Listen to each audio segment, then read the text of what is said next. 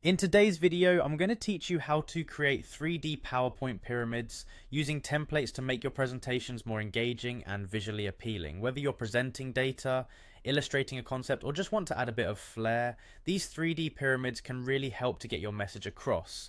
Let's begin by opening PowerPoint on your computer. Once you have PowerPoint up and running, you'll want to navigate to the presentation where you want to add a 3D pyramid. This could be a new presentation or an existing one, the choice is yours. The next step is to head over to the Insert tab. This is your gateway to adding all sorts of fantastic elements to your slides, including the 3D models. Once you're in the Insert tab, look for the option labeled 3D models.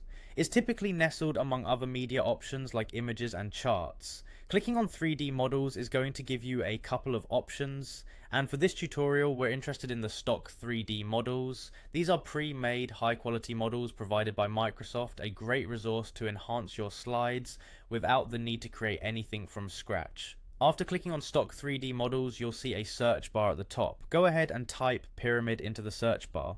This will bring up a selection of pyramid models for you to choose from.